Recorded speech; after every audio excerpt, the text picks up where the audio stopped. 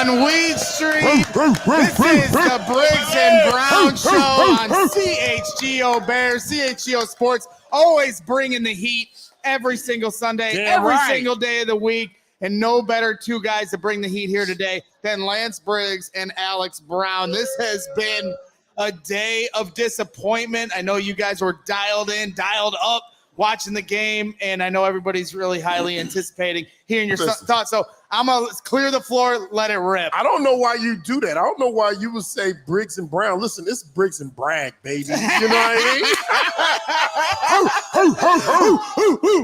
I'm not replacing Alex Brown for the record. That's how we doing it? That's how we doing it? The only thing that separates Briggs and Braggs is one letter, baby. Yeah.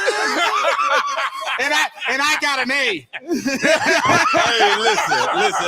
listen. So I heard what you said earlier, and a disappointing day.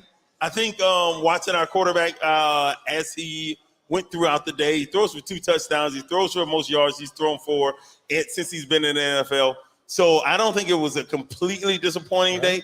Are we going to lose? Yeah. I mean, there's only one team, that's gone undefeated throughout the whole season. Yep. So let's not be so detrimental to the team when we lose a game. Well, I like the perspective. He broke the Bears' rookie quarterback record for passing yards in a game. He had the most passing yards for any quarterback this season in a game. Yep. The 11th most passing yards in a game by a Bears quarterback in franchise history. Did you say the 11th? The 11th most passing yards by a Bears quarterback in franchise history. What are we doing? We understand the bar is low, but let me lay it to you like this, Lance. This was in a not great game, too. So imagine when things are actually going good around here. Listen, I can talk about Mitchell Trubisky's stats right now. We're not talking like the 11th. The 11th. No, the 11th. Look, he did throw 2 touchdowns. Thank you. He did throw 2 touchdowns. Not saying anything about that. You know, this Colts team was a team we were supposed to beat. This was supposed to be a stat game. Now, you know it as well as I know it. This is the league's worst rush defense. This is also a quarterback that threw 3 interceptions to follow the previous week. So this was supposed to be a stat game. You just can't call it a stat game because we are who we are. Okay? Now, with that being said, it didn't work out the way that we would have liked. It didn't. Well, do you stay with that same concept when you say it's a stat game, but then this team couldn't run last week, but we can't stop the run, or this team couldn't stop the run last week. They lose their best player on defense, and their best player definitely on defensive line, DeForest Buckner. Yep, and we still can't run the football. I don't understand how that's a Caleb problem. But we still can't run the football. We don't commit to it. We don't commit to running the ball. So there's a problem there, and you have your quarterback that you're supposed to be protecting. Mm-hmm. Supposed to protect your quarterback, but you have your quarterback out there. You're throwing the ball. Now again, they're loading the box. Agreed. They're loading the box, and you saw it. I saw it. They're loading the box, and they're saying, "Listen, we would rather," and you would do the same exact thing 100%. If you were the defensive coordinator. 100%. You would say, "Make him beat you." Yes. But you will not run on us. We're going to load the box. We're going to make sure that every gap is accounted for, and make your quarterback beat us because we don't believe that he can do that. Until Caleb shows me that he can beat us as a defensive coordinator, until he shows me that he can beat me, if I put 8 in the box and he doesn't show me that he can beat me, I'm putting 8 in the box every time. And you're going to get it every week. You're going to get it next week. You're going to get it the following week, the week after that. That's what's going to happen. Yep. So let me ask you this. He throws it 53 times on the game. Yep. And like you said, they definitely loaded the box and said, hey, go ahead, throw the ball. Mm-hmm. Should they have ran the ball anyway, regardless of what the box is showing them? I'm going to say no, because it just puts you in second and long, third and long. That's what it does. If you're not able to run the ball, if you're not being successful running the football, then why are you going to continue running the football? The little screen plays, I think we have to widen our digestion of the game plan and say, you know what, those little screen plays, those are run plays to them. Sure. That's what they're doing. There's about 14 or 15 plays at the line of scrimmage. Correct. There was a passes. fourth down. There was a fourth down that they threw the ball to DJ Moore, and he had to make a guy miss to get a first down. Yep. I think that's their run play when you're stacking the box, 8-9 people in the box. Yep. Well, then that's their run play. Yep. Because they're showing, and I think they're showing a lot of trust in the quarterback. I think they're showing a lot of trust in DJ Moore. They're showing a lot of trust in Roma Dunze in getting them the football. There's no threat. There's no threat of throwing the ball. There's no pass threat. When you have a pass threat, then people will start to back off. Well, let's ask this then, because you say, okay, they trusted the quarterback to make those passing plays that are basically run plays, but you get on the line of scrimmage, the goal line. Yeah. You have 4 plays at the 1 yard line essentially to get into the end zone. They run wildcat on the first play. They're in shotgun the next 2, and then they run the option pitch on 4th down to the short side of the field. And you got guys like Coleman Shelton in the locker room after the game saying, yeah, that wasn't the right look for that call. So for you guys, if you were sitting on that sidelines watching that transpire, Briggs, I'll start with you. Greg, what would have been your reaction? Listen, we lost our starting quarterback this year, this week for youth football. Yep. Next week we're gonna have an athletic running quarterback, and we're gonna run the option. Okay, but we're at 9U. All right, 9 years and up. Okay. Yep. At the professional level, all right. At the professional level, I don't understand how when you got into the red zone, you thought that an option play was going to be effective against this team. And I know that they've been crappy against the run, but they're not that doggone. They still get paid over there. Yep. They still get paid over there, and I thought the option was a terrible idea. Well, Caleb said during the week that they practiced that play a lot, Alex, but then in the game they didn't get the look that they were expecting. So why run it? Pause. If you don't get the look that you're expecting, why are we continuing with that play? You had 3 timeouts. Why didn't you get out of that play? Do they not give Caleb the ability or the play to, okay, if you don't get the look you want, let's go to this play. Right.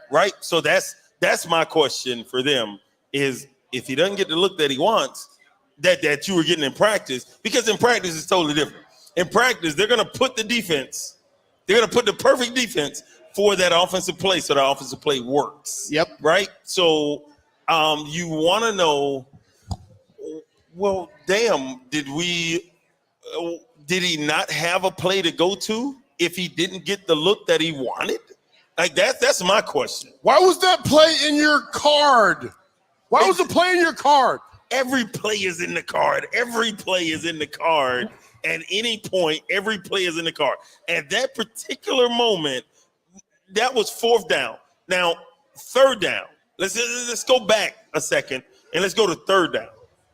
Why don't we have a play that we can run, that we have confidence to run twice, that we're going to get 3 yards in 2 plays? Right. You're telling me that on that damn sheet that you got, that you keep staring at throughout the whole game, you're telling me that you don't have one play that you believe you can go 2 times back to back and we get 3 yards? No, because you have the same. That's ridiculous. You have the same card as Luke Getsy. You have the same card as Matt Nagy. But you can have the same card, but you don't have to call the plays the same way. Now see you forget this. See, y'all gonna understand what I'm saying in a second. Why would I forget it? Why? Because you agree with this. You agree. I know. I changed it. Like it was plural. Hey, so when Ron Rivera leaves, there's somebody else calling the plays because he's not here. Right. So that is Bob Babbage. So when Bob Babbage is calling the plays, well, hell, they're the same plays, but the difference is when Babbage calls the plays. It's when the coach calls the plays is what matters. So the offensive coordinator, they can have the same play. They can have the same play sheet. But it's when they call these different plays is what matters the most. So trust in your offensive line. If you think that, you know what, we need to make a statement here. We need to put the onus on the offensive line. Guys, we need 1.5 yards. Yep. We got 2 plays. Let's go get it. Yep. Run the same play.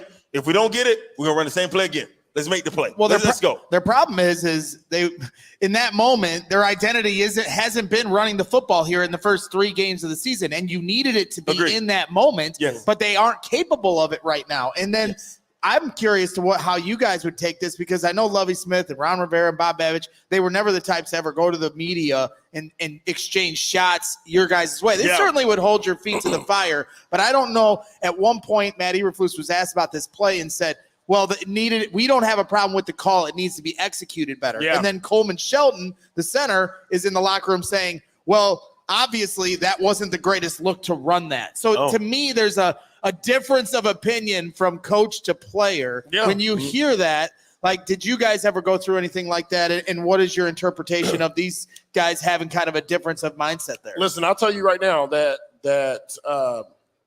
when it comes to Lovie, when it comes to Ron Rivera was more of a progressive. He was an aggressive coach.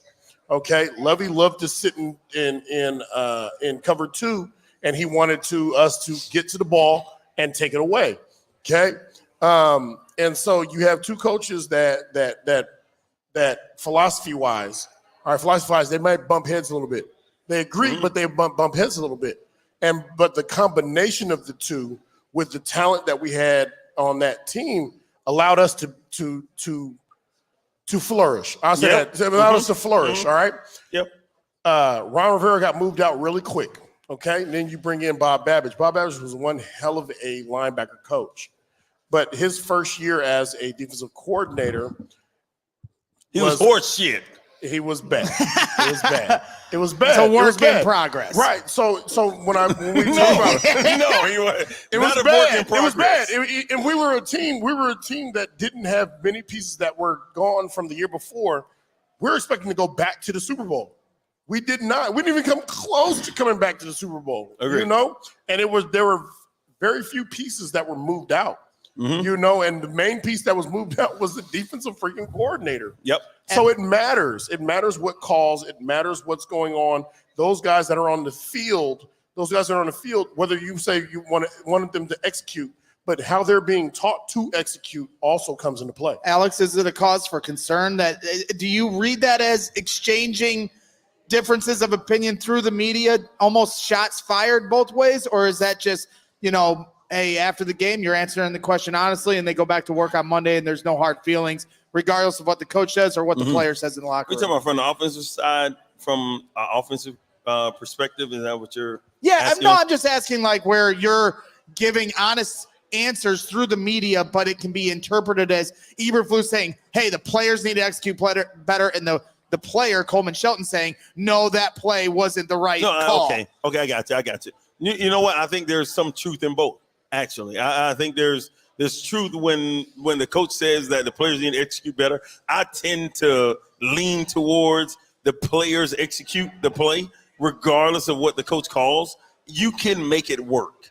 If we're okay, let's say you and I are on a coaching staff. You and I are on the coaching staff, and whatever our game plan, we go out and it doesn't work whatsoever. Yep. All right. When we go into that coaches meeting, this is regardless of what we say to the team. When we go into that coaches meeting, the reality of what happened has to be put on the table. Right. Yes. And it's on the film. Right. Correct. It's on the film. Like we can't do this, and this, or whatever it is, or we're not effective this way. Yep. How do we fix this? We don't fix it by saying, well, coach, look, we just gotta work harder. No, we don't fix that. You're gonna tell me from your view, your expertise. You're gonna tell me, listen, we can't do this. We were unable to do this, and this, and we have to. In order to fix it, we have to be accountable and say this is the problem. No, I think we understand by watching the film that we weren't able to do it. Like, we weren't able to get it done when the plays were called. It's why. Yep. Why weren't we able to get it done? Was it because of their matchups? Was it because of the matchups that we had against them? Yep. I mean, because the matchups aren't the same the next week. So the fact that we can't run in week 4 against the worst No. Hold on. In week 4 doesn't mean we're not able to run against week 5 matchup. So I think we have to look at it that way and like plan accordingly. You got to look for the answers. Like if somebody said Alex Brown's looking good today, but of course I am. Of course I am. You know they're lying. But Briggsy might need to up his game. Maybe it's because Briggsy needs to be rocking every some, day, baby. and maybe that's because Briggsy needs to be rocking some Roback like Alex is here today. What time it is? Almost. The sun's going down. He needs some Roback on Roback activewear. You all know by now we wear Roback all the time. It's quite simple. Best fit, best feel. The quality of the gear just speaks for itself. Their performance polos perform better in the heat than any other polos. They're moisture wicking so the polo doesn't stick to you and have such a nice stretch. Their everyday shorts are also perfect for the combo for a day on the move. They look clean, but you use the comfort of an elastic waistband. Got that John Wick. Hey, with fall right around the corner, what better item to prepare for the season than adding one of their performance hoodies to your closet? They're the softest items we own, and we can't take them off, even now in the Chicago heat while it still lasts. Best looking, best fitting performance polos. Collars never lose their shape. They have it all. Solids, classic stripes, and fun prints. Designed for comfort and built for activity. Moisture wicking and breathable fabric. Incredibly versatile. Wear them with a polo untucked or a tee on the move. Elastic waistband for easy comfort and nice stretch fabric. Clean look no matter the occasion. So use the code CHGO20 on Roback.com for a generous 20% off your first order. That's spelled RHOBACK.com. That's 20% off all polos, hoodies, and shorts with code CHGO20. Make sure to check them out, and they will have you ready for whatever travels or activities you have. Hey, just real quick, though, seriously, I love this shirt. Like, for real, Roback got some legit like material and the clothing that they have.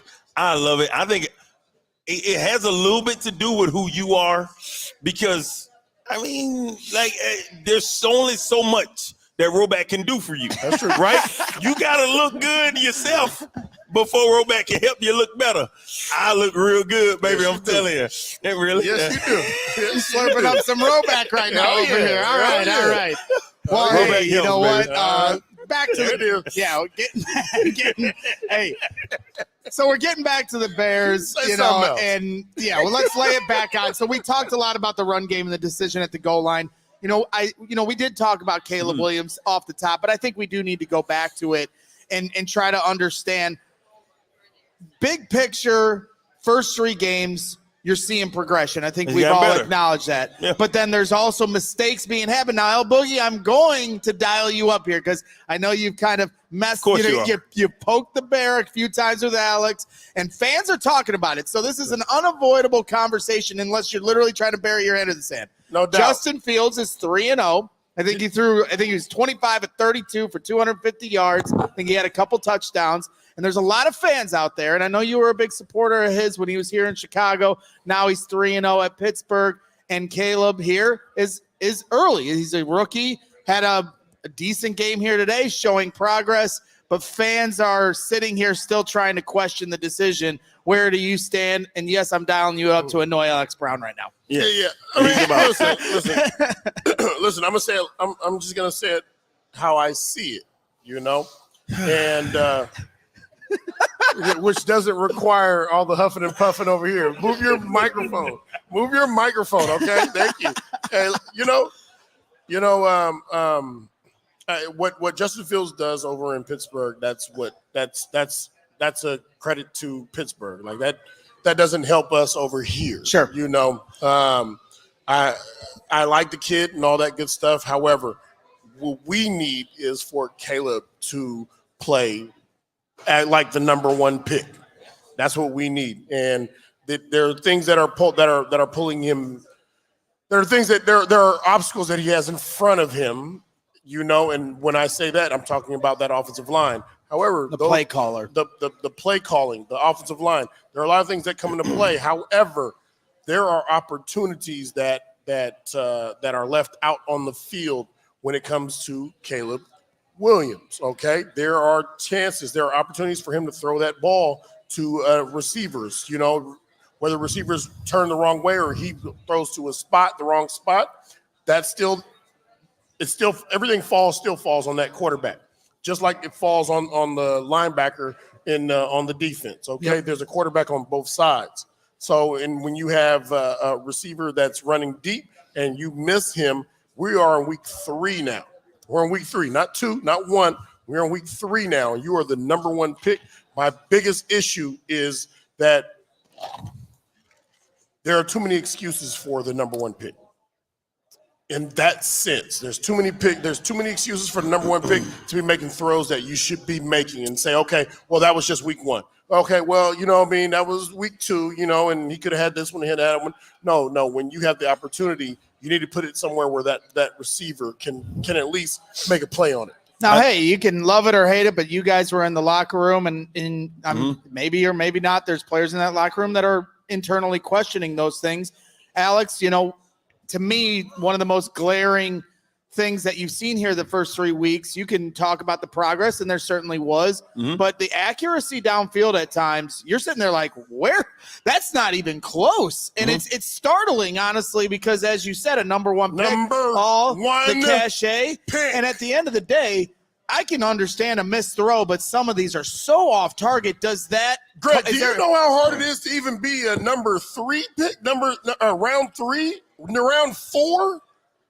Some of us were drafted in round 4. And let's not get it twisted for the viewers. I'm not waving the white flag on anything. I'm still 10 toes down on this guy being a good quarterback. As am I. But I'm asking you, watching these first 3 games, did you anticipate some of this downfield inaccuracy that we've seen so far? Because for me, I'm certainly surprised by it. Very, very, very specific question you have there, Braggs. But yes, no, I did not. I did not expect the inaccuracy downfield. No, I did not. But the kid is still uber talented. I think he is the future for this organization. Stop saying that? I'm not done. He has the floor, sir. Alex has the floor, sir. Let me move my microphone up. He is the future of this organization as far as the next 4 or 5 years. He is. Now, if he performs well, then he'll be the future of where this organization goes over the next decade or so. Yep. What he does in his first 3 games, I don't think he should be judged so harshly. No. In his first 3 games, as if it's his 3rd year. Yep. And we're talking about a kid. I'm not sure what he finished with, but I know he was real close to 300 yards. 363 and 2 touchdowns. Okay, he threw for 363 yards and 2 touchdowns. And everybody that wants Justin Fields, and they keep talking about Justin Fields and act like they're not talking about Justin Fields. God damn it, we know you're talking about Justin 100%. Fields. Okay, we know you're comparing the two. Let's not duck it. It took Justin Fields 3 years to throw for 300 yards. Yeah. It took this kid 3 games. We're really doing this? To have his first game of 300 yards. So I'm like the winning part. I would love to win. I love winning more than anything. Okay, but there is a process to winning. Yep. And I think we're in the middle of that process. I'm not so sure that Waldron is the guy. Like that's the if you're asking me what I question is that it's the play call. Like what are we doing? What do you not have trust in your offensive line? If you didn't have trust in your offensive line in training camp, why didn't you change something? Right. If you didn't have trust in him in the spring, why didn't you change something? Right. So, and I think he is when we ask that question about him, we have to understand he is the 3rd man on the totem pole to actually make that decision. So it's the head coach, and then you got to go to Eberflus. Yep. Eberflus, and then you got to go to Poles. Yep. So now you have to ask that question. So he has to make that complaint right to his boss, and then his boss has to make that complaint to his boss, and then they have to do something to resurrect that complaint. Well, they clearly didn't have trust in Nate Davis because they wanted Ryan Bates week 1 to have more snaps than him, yes. and then they benched him today essentially for Correct. Matt Pryor. Yes, but Davis is the easy guy to go after. I think that left tackle is the problem. Because you can't. They want to lean on him to be that guy, and they thought he was that guy. They talked about him as being that guy. He's not that guy. He's not the left tackle that you want, that you can block, you can turn the protection the other way and say, you know what? You got it over here. You got that guy because he's getting his ass whooped every time. Unreal the amount of time that Lance, he did have the floor for a while, and you were very patient there. Okay, Shout out to Lance Briggs showing the patience while Alex had the floor. Alex got a whole segment. You were poised in the pocket there while he. Good Lord. The floor is yours. Mic is off. The floor is yours. A lot of spew. No, it's fine. Like, you know what? Listen, you guys got the floor. You guys have it. I'm not gonna telling me I got the floor. It's your floor. No, it's all right. It's all right. I feel bad because you wanted the Briggs and Brown show. You wanted the Briggs and Brown show, and then I went off with Brown there on an island for a while. I did. You know, here's my thing. Here's the thing. Here's the thing. You know, we go around and we say, okay, listen, we have to give this kid time to do this. We have to give this time to do that. All right, and I am behind Caleb, so don't think that because of what I'm saying, I'm not behind him. I'm a Chicago Bear. You know, I want Chicago Bears to succeed. However, you're raising the standard. Absolutely, the standard has to be raised because we keep seeing the same thing every year. Every year we come out here and we say, okay, man, shoot, listen, we're supposed to have this offensively, and it's the defense and the special teams that is saving us or giving us a chance to win these games. All right, I'm tired of this. You know, we have a number one pick. He's the number one pick. So if we can't protect and he's getting sacked, okay, I get it. But when we have an open receiver, or we have a chance to get an open receiver, you're supposed to be the quarterback at number one that can put it in that pocket, that can put it right where the receiver can catch it. Have you not seen him do that? And we haven't seen it. No, we haven't seen that. We have not seen enough of that. We have not seen enough of that. The numbers that you're getting from this Colts game, all right, listen, the Colts are up, all right? Everybody understands defensively when you're playing from a position where you're up and you're running out of time, whatever you want to call it, but you're going to have checkdowns. You're going to leave checkdowns. You're playing deep to short, so you're going to leave checkdowns. Those checkdowns are going to get yardage. So when he looks and he says, hey, he had 325 yards, figures lie and liars figure. Yep. Those numbers that doesn't work. It's empty calories. It's not a true empty, number. Right. It's not a true number. It's empty calories. I agree with you. It's 363 yards. One was on a Hail Mary to end the first half. And then you had a bunch of garbage time. And we shouldn't have been in a Hail Mary situation. So why didn't Justin throw? Because we were in that situation a lot when Justin was here. Why didn't he throw for 300 yards? Right. Because we lost a lot of games. We were in that situation a lot. We rushed. I'll tell you right now, we rushed. And see, in the game right now where we had the worst rush defense, what they got to do with Colts? We passed the ball more than we were supposed to. What does that have to do with Caleb? Because he's different. They're different in that sense. Waldron is the one you should be going after. Waldron and Getsy are twins. But I also think we should not have had it. I think that, I agree. But I also think Lance's point is that the threat of the run for Justin made the rest of the running game better as well. So that's part of the reason why the running game is struggling right now. Caleb can run the ball, but he doesn't run it the way Justin does. So now you're trying to find an identity running the ball without a quarterback that was dynamic, running the ball the way Justin Fields was. And I also think when you talk about raising the bar of expectation and the standard that you're going to hold to a number one pick, he's going to be compared to everything Justin Fields is doing this year because that's the guy he replaced. He's going to be compared to C.J. Stroud because that was the rookie of the year last year, number 2 pick. Okay. He's going to get compared to Trevor Lawrence and Andrew Luck because those guys Trevor Lawrence is awful. Right. Well, I'm just saying those guys were dubbed as generational talents, the way people put that on Caleb Williams. So he's got a lot of expectation and standard. And at the end of the day, I think that's a good thing for the team, the players, the media, the fans, that the bar of expectation is much higher. And if he throws for this kind of yardage, that nobody's sitting here throwing a parade, that he still has a a room to play better. That's a great statement. I'm actually really glad the fact that you said that generational talent, they keep throwing generational talent on these guys as if you have to take them. Okay. And it doesn't mean that it's going to work out the way that you think it's going to work out. Like it doesn't mean that when you step onto that field that you're just going to be successful. You're going to throw for X amount of yards and all that stuff. Mm-hmm. So let's get better evaluators. And even if you do get it right, maybe that player, if you're going to bring him in at number 1, doesn't need to come out and step into a starter from day one. How much Maybe shit? he needs to develop the doggone talent. How much shit you give that coaching staff and Ryan Poles if they draft Caleb number 1 overall and develop him? Hold on. And they sit him.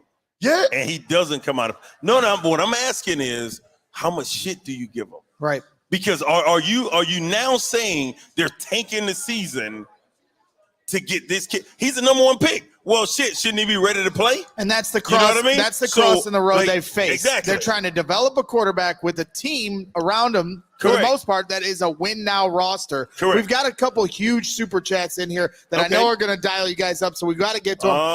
$100 super chat. Oh, this got to be good. Coming in from Zero Demon, who's always one of the more opinionated guys in our chat, and he's coming at you, Lance Briggs. Oh, there it is. He says, Lance, sick of talking about talent, yet defended Justin Fields for 2 years on talent. Put that Kool-Aid down and listen to AB. Caleb just threw for the 11th most yards in Bears history in Game 3. Alex Brown, talk to him, bro. That's what he's saying. Zero Demon, your response, you have the floor, Lance. Talk to him. Zero Demon, listen. Talk to him. AB does not have a floor to talk about the 11th most yards. All right, big guy. Listen, 11th most yards. All right, I sound like Mike Tyson right now when I say that. You can't call him a big dummy. That's not a trophy you want. You don't want to be ever known as the 11th best baseball player, the 11th best linebacker at your position. All right, listen. There's a higher number that you want to reach for, that you're reaching for. All right, we're not giving participation awards. So as respectfully, we can do better. I'll say this right here, that sometimes 11 best ain't that bad, bro. I'm just saying, if I'm the 11th best defensive end in the league, if you finish 11th in the Olympics, 12 sacks, if you finish then 11th, I'm good. We ain't talking about the Olympics. We ain't talking about the Olympics. At least you made the Olympics. If you have the 11th most sacks of all time in Bears history, I think that what if you have the 4th? Yeah. Somebody probably should listen to you, huh? Well, we got. We're talking about 11th. We're gonna get. I know 11th is, but 11th. What I'm saying is that if you're 11th, then you're better than a lot of other people. That's all I'm saying. You see the way your mood changed? What? When you talked about 4th versus 11th? I'm 4th. When you say 4th, you got listen. There's some wiggle in them shoulders. True. We're gonna get to some more. We're gonna get to some more super chats, but to defend you, Lance, Clark Ware in the chat saying, Lance is absolutely right. AB is on BS. AB was one of the people who wanted Justin gone. 100%. Now AB is all over the place with BS. AB goes wherever the wind blows. Nope. Linebacker is a future. Sure does. LB is a future Hall of Famer, 300 plus Well, yards. let me respond to that. Finally. So Briggs is, yes, he is on the road to Hall of Fame. He absolutely should have been in already. I completely agree.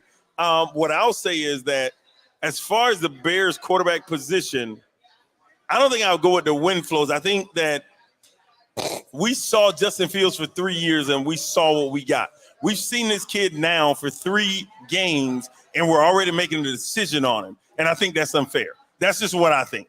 So if you give him 3 years, just like he gave Justin Fields, you keep comparing like you're comparing apples to apples. I think that is apples to apples. No, we can't do that. And I don't like talking about Justin Fields. He's not here. He's not a Bear so let's anymore. Stop talking about it. He is, but you brought him up. Oh my God! I brought him up again. I promise you. But my thing, but if there is any comparison, there's a comparison to the roster. So on paper, this roster that Caleb Williams is surrounded by is a talented roster. This is a roster that everybody came in this year and they said, listen, we got a team. Everybody's excited about this. Yes. We got an offense. We're going to score. We're going to do all these things. What did we add? When Justin was here, everybody knew that there was no talent here.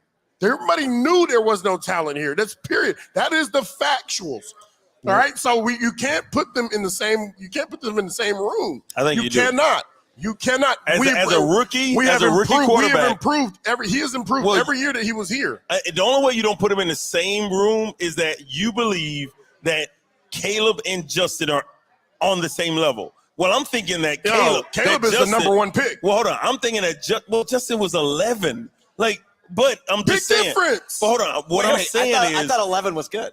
I thought so too. I thought so too. Outside the top 10, right? I mean, shit. I think. Patrick Mahomes wasn't was Patrick 10. Mahomes somewhere around 10, there? Okay, right? So, but what I'm saying Biggest is that mistake. Mr. Trubisky. What was Trubisky? 2. He was 2. What does that mean? Does he supposed to play at a 2 level, even if he doesn't have the talent to play at a 2 level? And you're not defined by what a GM decides you are in a draft. You know, at the end of the day, those things are. We overachieved. I didn't. I was drafted late. I was drafted late. No, I should have been a first-round pick. I should have been a first round. Well, then that ain't overachieving. Shoot. Right, not for your standard. Yes. But tell me you weren't pissed off when you were drafted. Totally pissed off. You're right in the fourth Completely. round. 100%. Right. And that gave me a little bit. That gave me a different drive to prove right? that my GM that picked me, because he also passed on me 3 times to take me in the 4th round. So I'm trying to prove that he was right to take me in the 4th round. But these other you know what? They were wrong. You know, and you guys, we're glad. However, it shook out that you guys played for the Chicago Bears. We're gonna get to some more super chats to keep score. I am the one that brought up the Fields conversation. Thank you. And at the end of the day, hey, I'm not gonna avoid the elephant in the room. I monitor what fans are talking about. I see the conversations on social media in our chat. I'm not going to duck the elephant in the room. You are the elephant in the room. I am the elephant in the room. And at the end of the day, I just, hey, we can have this conversation now, but I'm with you guys. He's not here anymore. Correct. Caleb Williams had some good progress here today. And if he progresses the way he did from games 1, 2, and 3, the rest of the year should have some really good positivity attached to it. Mm-hmm. Brian R. But let's be real about our evaluations. Yeah, and at the end of the day, we all kind of get lost in the offseason sauce, and I'm as guilty of this as anyone every single year for the most part, dialing up my hype for a player or a team, and then reality hits, and you realize that it comes down to the fundamentals. And you can talk about the talent all day long, but until execution and fundamentals work hand in hand, you're never going to see all that talent that you think a player or a team possesses. Brad. Yes, sir. Listen to me, baby. Caleb Williams is the real deal. All right, he's the real deal.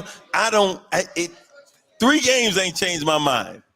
No, 3 games ain't changed my mind. Especially after a day like today. I mean, and then he throws it, and then he against whoever it is. Yeah, I don't I'm care. with you. That's what I'm saying. I don't care. The Colts coming into the game, they couldn't stop the run.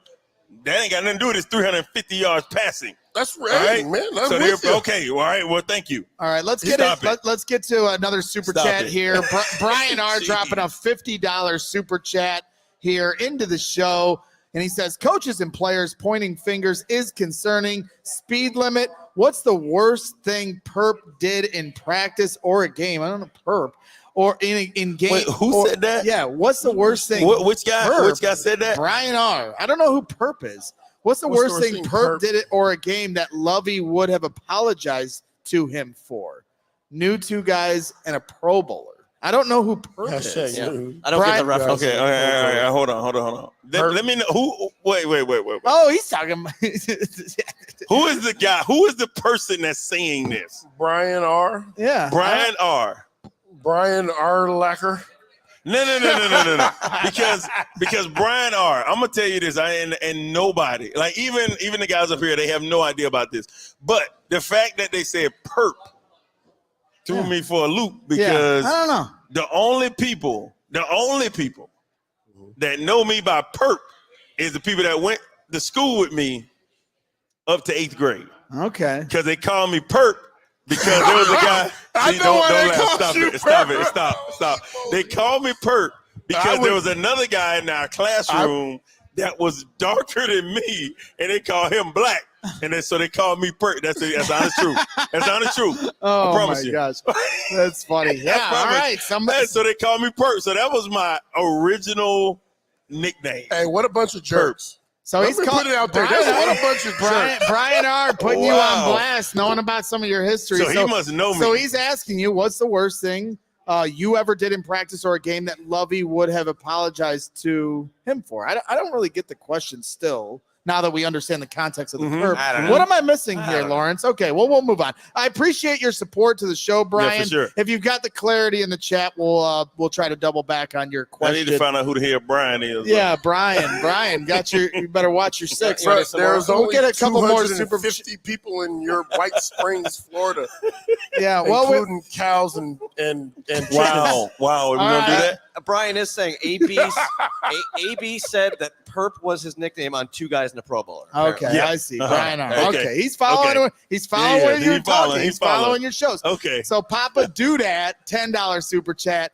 I've been saying this for the longest. Caleb never showed me anything that proved him was it. Can't only blame him though. Our coaching staff is horrible. Eberflus shouldn't have been a head coach. Period.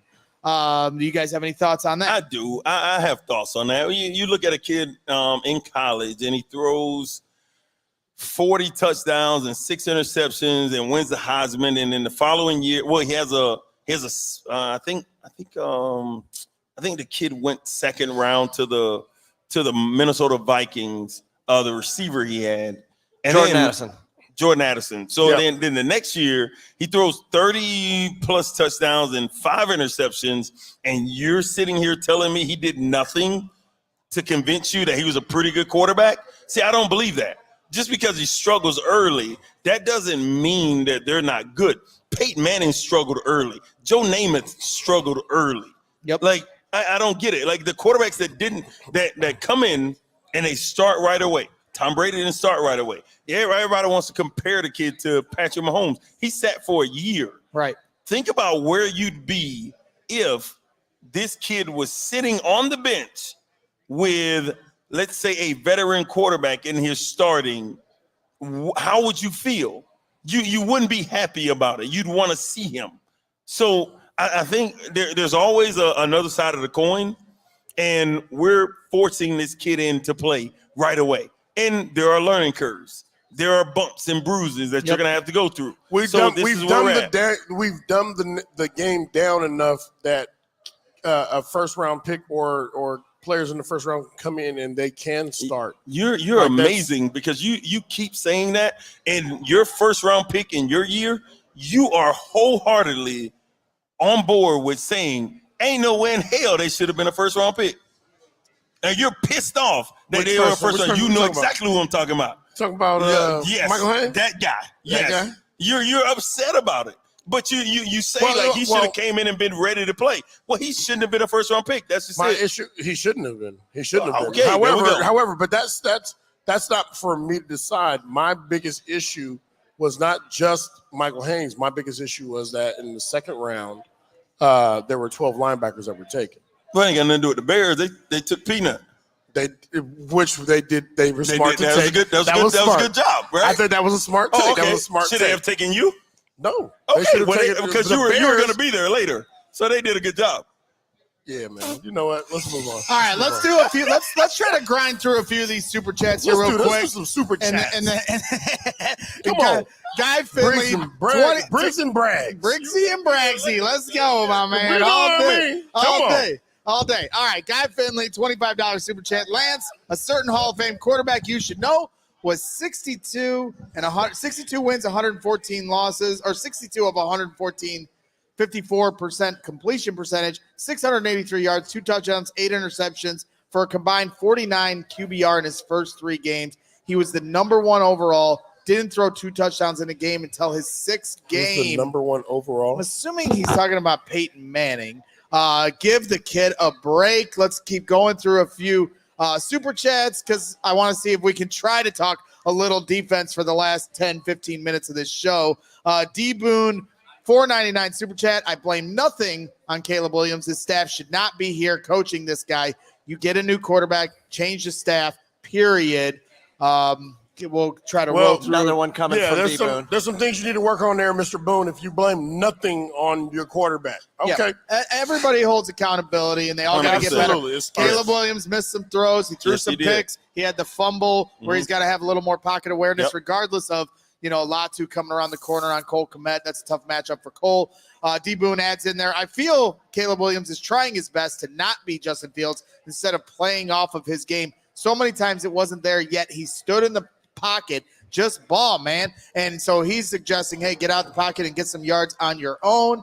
Caleb Williams certainly likes to continue to look downfield. Hector Zambrano, $5 super chat. It's 52 reps, 362 yards passing. Practice makes perfect, regardless if it was garbage time. And I do agree. The more looks he sees, the more passes he throws, the more games he plays. As this stacks up, the more That will experience, everything's today. That will help, but it's still those are garbage yards. Yeah. But that will still But the help. game Absolutely. is going to continue As a to rookie. slow down for him. As a rookie, you need those garbage yards. Yeah, you need as many reps as you Build possibly confidence. can with live bullets. Mouse Yep. Tanker, $5 super chat. Let's say we can fix one thing instantly, and that's the O-line. Would that be enough to mask Waldron, the coaches, and running game's weaknesses? I don't know. And then Mouse Tanker adds $2 super chat. Caleb's getting better each game. He's a rook, guys. So I certainly think we acknowledge that, but we're going to continue to have this conversation. He's getting better each game. Technically, if you look at it, he is actually getting with better the each game. passing record of 360. Which teams were we playing against? Right. Well, does it matter? It does matter. It's NFL Absolutely. teams. It There's only matters. 32 teams.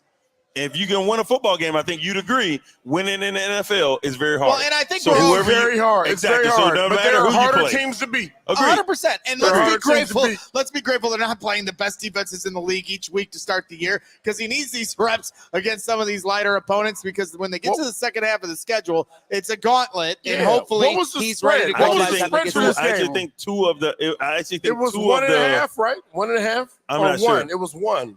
I actually think two of the previous of the three games we've played very dominant defensive lines, and we're looking at the defense as What was a the whole. quarterback play? What would you rate the quarterback play? What would you rate the quarterback play? Oh, man, that's a tough one. What would you rate the Which quarterback game? play? Which game we're Today. talking about? Let's You talking about today or let's talk about overall? the first two games. First two games. I think Yeah, what would tough. you rate the quarterback play? Oh, D D plus. Absolutely. There D you and all D right, plus. thank you.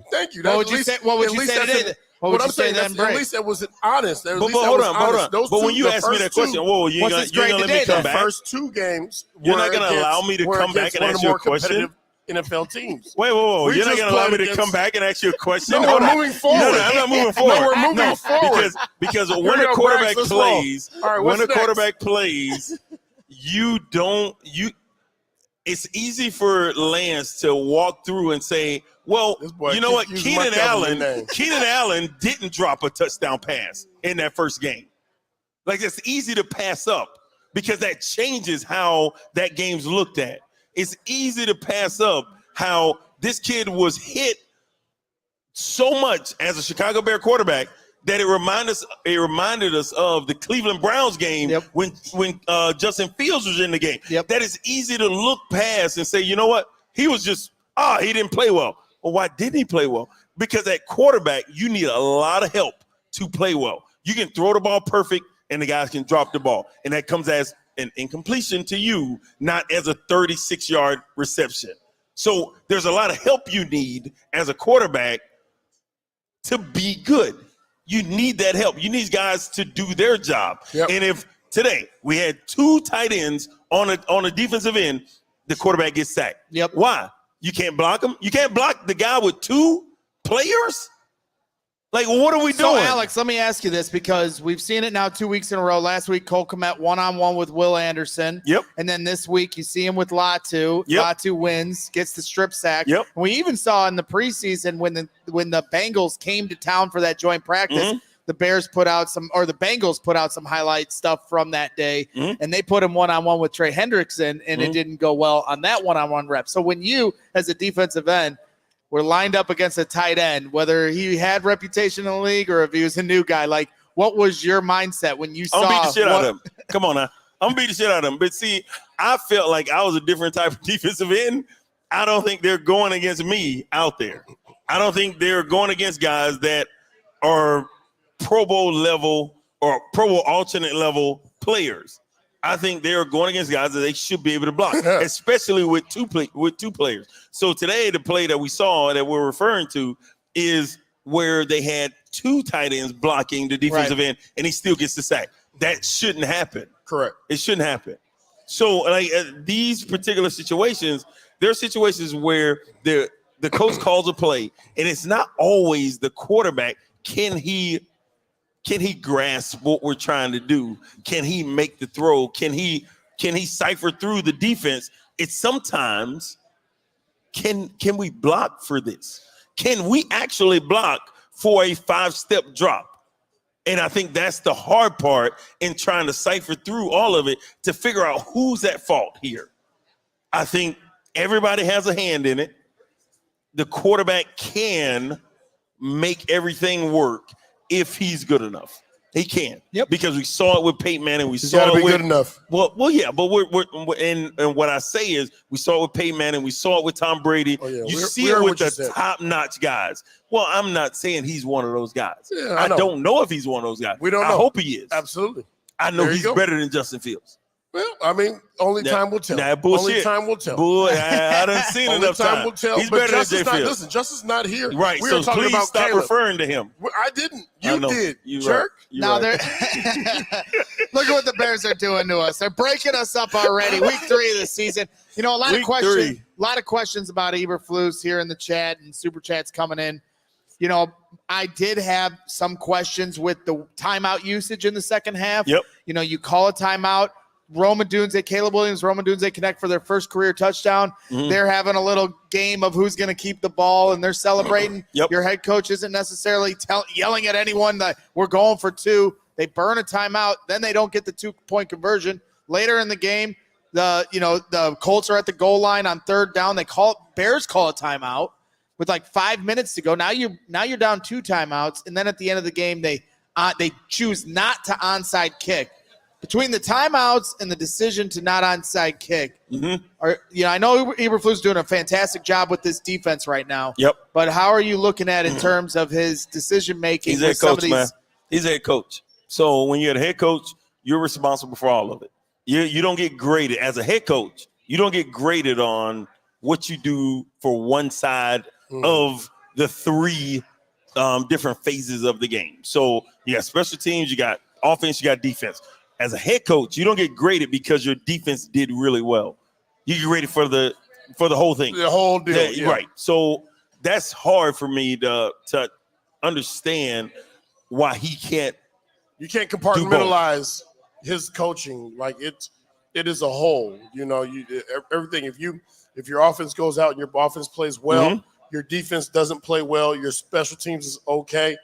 Your complete grade, your game grade is going to be a accumulation of all of those. Agreed. Of all of those units. That's the word I couldn't think of earlier. It's all right, brother. I got you. Listen, you guys on the West Coast, we use accumulation. See, I didn't really have to say that. I didn't have to say that, but I gave him one. You know what? I tossed it up for him, and there he go. You know what? what? That's not a common word in White Springs, all right? In Sacramento, we use accumulation all the time. Just putting it out there. Listen, I can relate. Crystal can attest, who's out here hanging out late at Joe's on Weed Street for our second postgame show.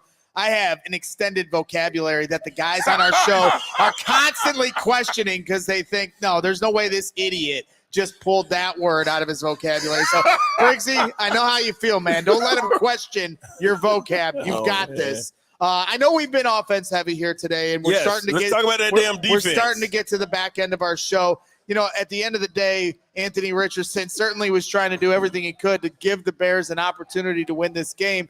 Defense certainly felt like they did their job, even though they gave up some points, and Jonathan Taylor, being an excellent patient runner, had that nice run. So, you know, let's quickly get into some of the defensive thoughts, and obviously we'll have more thoughts. You guys are going to be on tomorrow with Mark Carman, get some more extended thoughts, and then obviously every Thursday bring in your Briggs and Brown show as you guys do. But let's try to touch on the defense because I know we've been offense heavy here today. Briggsy.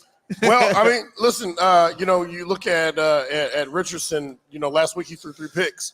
You know, this week, I mean, you saw him even on a scramble run coming downhill. That is a big man. Yeah, he's a big man. He really does remind me of Cam Newton, you know, but there were a lot of opportunities for us defensively, and we capitalized on some of them. We did capitalize on others, but what we did do defensively is we kept our team in the game.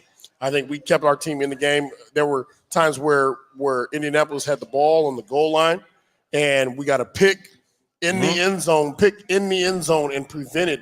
We're in the green room. We're looking at the game. We're saying, hey, listen, if we get 3 out of this, that's a win for the defense. Well, hell, you get 0. That is a huge win for the team. And so defensively, yeah, there were some holes. There were some missed tackles. There were things that guys weren't in gaps where they're supposed to. Guys were peeking, and Indianapolis was able to find some success in production. But all in all, defensively, they still made some plays. Sure. Alex, one of the things I'm certainly curious about from your perspective, at one point, it looks like they've got Anthony Richardson tied up, but he's fighting to throw the ball. He's fighting to get it out. Yep. And then he lets it go, and all of a sudden, Andrew Billings gets the ball. It should have been a turnover. But wait, the refs decide that the forward progress had been stopped, and the play was dead, and it wasn't even reviewable. How frustrated for both of you? Would you be in a situation like that where they blow the play dead, where he's clearly still in the middle of the play? And how many times do you see it where the defensive players don't know what to do? Because if you let him go and he takes off, now you look like an idiot, but you hang on to him and he still gets the benefit of the doubt. Well, the best you can get at that point is a call that is unreviewable. That's the best you can get, because honestly, when you're playing at a high level and you're going after the quarterback and you get the ball out, once they make the call as far as his momentum was stopped and they call the play dead, it's unreviewable. Yeah. So getting pissed off from that point doesn't make any sense. It's just gonna hurt you. It's out of your control. It never does.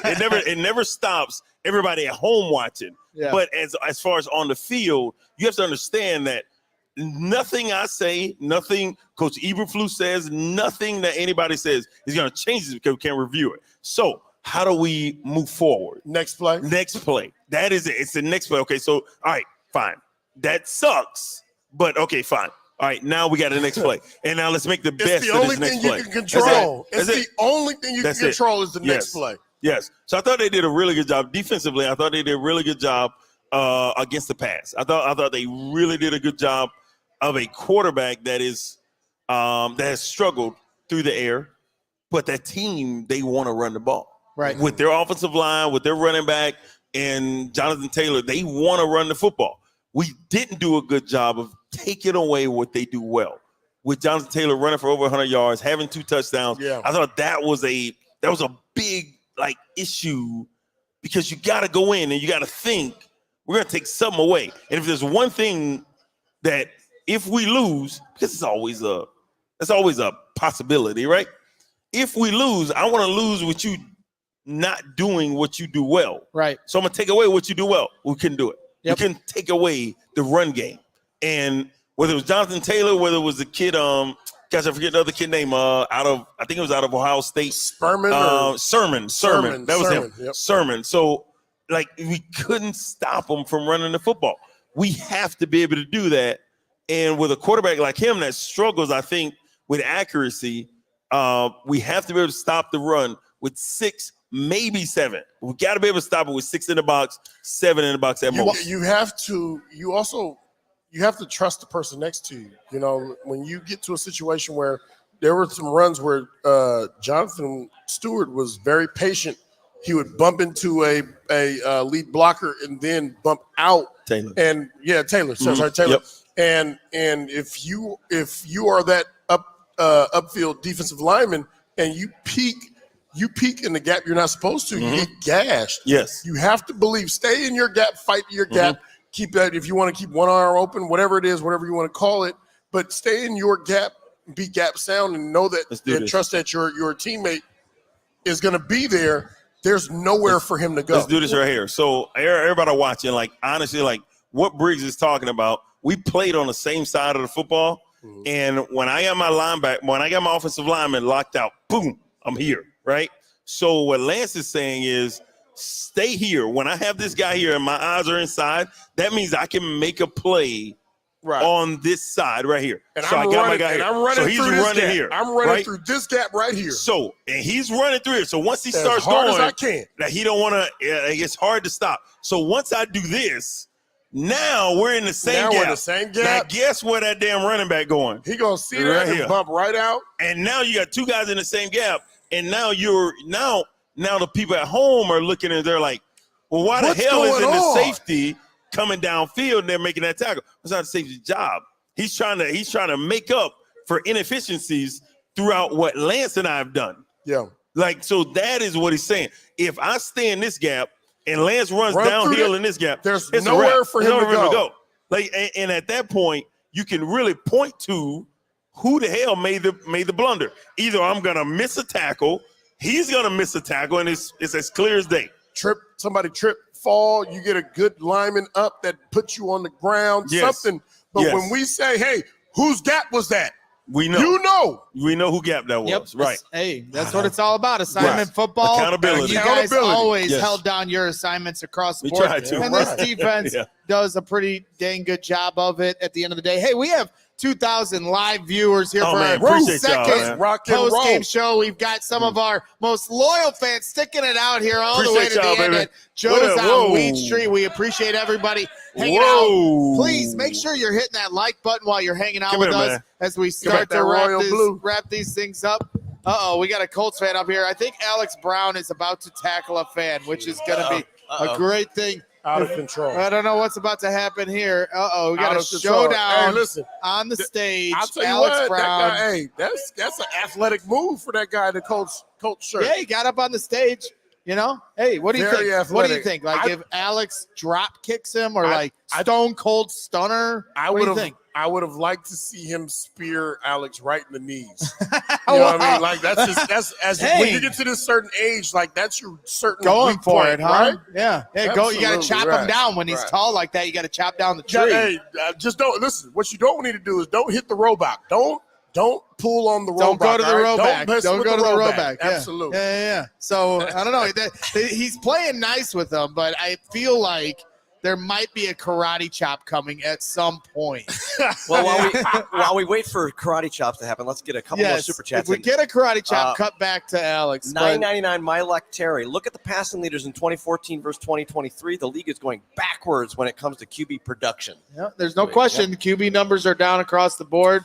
Unless you're Sam Darnold, who's completely lighting up the league right now. Or the the Red league, He's in a great situation. And think about for Sam Darnold, all right, he's playing well right it's now. officially the Briggs and Brown show now. Absolutely. Yes. Hey, he's playing well right now. He continues this throughout this season. You keep him, you trade J.J. McCarthy. Whoa, slow down now. I'm just putting Slow it out down there. now. It's interesting. Sam Darnold is young. He's young. You have a quarterback that is gelling with the people that are around him. Why would you mess that up in the hopes that J.J. McCarthy is going to do better? Yeah. Like you have If he something. plays like this the rest of the year, the Rest of the Vikings are going to year. be an interesting situation. You trade J.J. McCarthy and get draft capital or whatever it is you can get out of him, okay, because he's got first-round quality, Right. and you keep the quarterback that the team is thriving around. Well, and the locker room would sign off what you're saying, right? Because at the end of the day, when you're playing well and you're winning games, you're going to want to stick with the guy that got you there. But at the end of the day, I think when you look at the Vikings situation or the Packers today beating up on the Titans with a backup quarterback, it just goes to show you how important a good play caller is and a system and a foundation that's put in place that can help any quarterback that comes into those situations and thrive. And right now the Bears are still trying to find their identity. We had a couple quotes come out of the locker room, one from DJ Moore where he talks about identity. He was asked from Mark Grody about identity. He said, I don't know, whatever gets us a win. The first one, defense and special teams got us that win. Lately, they've been holding it down, and we haven't as an offense, and we've got to figure out our identity now for the sake of the defense. So, I think they clearly see, like, hey, we're not holding up our end of the bargain. I know you guys went through that time to time in your days. I want to know playing. what part of the bargain it was when you were over there hugging the Colts fan. Oh, what happened Peyton. there? You talking about Peyton? Yeah, his name is Peyton. Yeah. And he's a Colts fan. And his mom is a Bear fan. His dad's a Cowboy fan. So I really don't really understand the combination. What happened of him. to this man? Exactly. I don't really understand it, but he's here. He's supporting. That's true. I think the bar. What makes you love him so much? What made me love him so much? Yeah, what made you love him so much? No, I don't. I told You Peyton went over I there. don't love him. No, I told You hustled over there. I'm very clear to Peyton. I do not love you. You took your earpieces off and you hustled over there. I did, but You went to go help him. You didn't know how athletic he was. He popped on I thought he was very on the athletic. stage quick. He did. He popped up here quick, but I reminded him that this is Bear stage. Yeah. But like Peyton is, I mean, he's a football fan. Yeah. We want all football fans. We know we all come in different shape and different sizes, and we understand that we shape? like other. Why you got Boogie? Why you got to throw Peyton under the bus? Peyton, here? I'm sorry. I'm a bear. Peyton's shape is athletic build. Peyton, don't. Yes. Peyton, Dad bod. Peyton, don't let him. No, not dad bod. Peyton. No. Athletic dad Athletic bod. build. Peyton, don't I'm let. with you. I'm with you, Peyton. Peyton, don't let Briggsy hate, because AB was telling us last week, like, depending on how Briggsy showed up to camp Peyton. was what the indicator of how the year was gonna go. Oh, it was a big and if indicator. he had one too many Happy Meals. Yes. Peyton, he'd come in, Peyton, listen to me. Briggsy, this guy sitting right to my right, he would either come in as about 230 pounds, and you knew he was going to have an all-pro type of year. But if he came in about 248, woo, boy, it's going to be a struggle. Peyton, it's going to be a struggle all year. We had my first year, we had 25 or 26 straight double days. Mm-hmm. All right. With Dick Duran, we had 20. I feel like it was 26. I could be off by 1 or 2. And Dick Duran told us, he was like, we have 25 double days. And he said, and after the 25, we're going to get a day off. That's a far cry from what they get today, Peyton. That's a far cry from what they get today. As a single tear rolled down your face. My gosh. We got 2 more super chats that we got to get to, and then we got to wrap this baby up so the guys here, the great people at Joe's on Wheat Street, can start to clean things up. They've been unbelievable from 8 a.m. this morning all the way to right now. We appreciate all the people at Joe's on Wheat Street. Quentin Guzman, $5 super chat. The Chicago Bears O-line. Peanut jersey. That's right. Peanut all day. Well, that's a Jalen, actually, but shout out to Peanut as No, well. it's Peanut. It's a Peanut? It's Peanut. I apologize. I don't care what the name is on the back. It's Peanut. Right. I don't care what the name is on the back. It is a Peanut jersey. 33 is Peanut. Do other people wear 34, don't it? Nobody wears 34. Oh, that's right. No, nobody with 34. Well, the Bears have run out of retired numbers. They don't have them anymore. But I do think if they do, whenever they build a new stadium, that they need to have like a little walk of fame with different statues, so that we can open the numbers up again. When I see Sanborn, ring of fire, statues up or each a Hall guy. of Fame, some sort of. When I see Sanborn, I don't think Sanborn, kid from Lake Zurich. I think Olin Cruz. Now, Alex, if That's they just what it is. now, Alex, if they do like a row of when statues, I look at Don't do that. Don't do that. Stevenson, I think Alex Brown Jr. That's definitely Alex's son. It is not. It is not. Crystal's not It is over not. here. You see how you be causing confusion at my house? Love, baby. My baby at home, babe. I don't know what the hell Briggs talking about. Name is Why are you doing this? Stevenson Brown. Now, Alex, if they decide to do like a walk of statues as you're walking up to the new Soldier Field, all the greats, and they choose to get a Briggsy statue in there, is it going to be the 230 Briggs or the 240? The 232. 232. It's got to be the 232 Briggs. It's 232. All right. Yeah. Quentin Guzman, $5 super chat. Chicago Bears O-line needs some of that juice that Michael Jordan gave the Space Jam players, the special sauce. I think that's what they call it. You didn't ask. You didn't, Brad. You didn't ask. What I did. You didn't ask how Briggs would feel if they were to do a 96. So are you 100% off of the Brown them statue? putting the Brown statue No, up? let's build the statue. Well, you didn't ask him. I'm sorry. I was trying to let Lance catch a stray there. I was setting you up. I mean, what's not going to happen? Which part?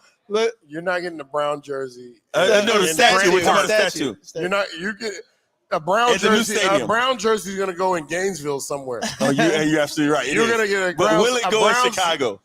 A brown jersey will go up in a farm in White Springs. It's already up. It's already up. Wait. In Chicago, is there no chance 9-6 go up?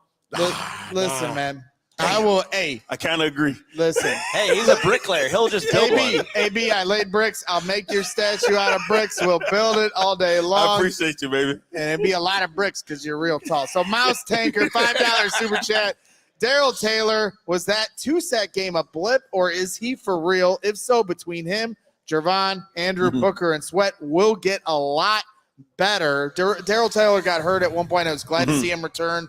He was in on that special teams play when they stuffed that 4th down run. That was a nice play where Darrell was able to get in there. So, yeah, I think everything's looking up for the defense. That's why we really didn't touch too much on that today. Because everything is about the offense right now. When is it not here in Chicago? Always. Richard, and that just goes to show you it's kind of a shame because then the defense does deserve the love, and all we're doing is complaining and focusing in on the offense. But this defense is certainly one of the best in the league, and they should be commended for that and talked about probably a little more. But, hey, we got to figure out the dang offensive situation for once in our lives here in Chicago. So Richard Budnick, $4.99 super chat. Can I get a quick arm wrestling tourney? No.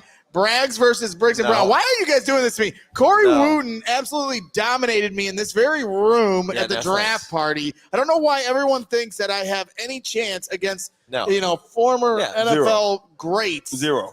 0.0. But you should probably not let Corey dominate you like that. Well, Corey is not fair. I mean, his arms Corey's are unreal. humongous. Not only are his arms humongous, but then the length. Like just to try to get my arm. Don't do it. We're ending this show. Do not do it. You guys are We're talking about arm length. Don't you dare. We are shutting this show down. I have the floor now, and we are going to keep. This is a PG-13 program, ladies and gentlemen. Crystal Simone finishing it off here. She's in our crowd here, hanging out with us all day long. Crystal. $9.99 super chat, one of our most loyal listeners to our program. Crystal Simone, $9.99 super chat. Love you guys. Love seeing you live. AB, we have to talk about some things. You're in trouble now. But keep up the great work. Bear down. Team CHGO. Crystal. We love you, Crystal. We love all of you guys. Even Peyton in the Colts shirt. Love you, Crystal. Wooten for my two guys there, huh? Johnny DeVivo, $19.99, just a nice sticker. Johnny Thanks, Johnny. DeVivo, thanks for being you. $20 super chat as we wrap this thing up. We appreciate everybody tuning in. Once again, hit that like button. Subscribe to the channel if you haven't already. Briggs and Brown will be with Mark Carman tomorrow. Briggsy, you'll be giving out your grades. Woo! on the game. Let's the go. professor will be in the house. Is in the building. And then every Thursday, the Briggs and Brown show will come back to you. So you get 2 of those every single week. Last Thursday was certainly a lot of fun listening to you guys talk stories about Charles Peanut Tillman, as we brought up a little bit earlier, and some of the thoughts on people trying to ban the cover 2. So if you haven't gone and watched that show, don't be scared. Go. It's right here in our channel at CHGO Sports. Make sure you check that out. So, hey, that wraps things up here at Joe's on Weed Street. Let's give a round of applause to everybody that's working hard. Lawrence Benedetto, killing it here as our producer. Steven working hard as well all day long, producing things. Big Dave giving a shout out to him and everybody. Everybody, it takes a village to make this kind of operation work. So I'll let you, Lance. Alex, you closed it out on Thursday. Lance, I want to let you close it out. I want you to give the fans words of encouragement going into next Sunday. I need it. Absolutely. Hey, here's to the Bears and the Bears' future. We're coming out. We're getting that W next week. We will see you later. My move was original. All right, my move was original. We all silly like the mayor.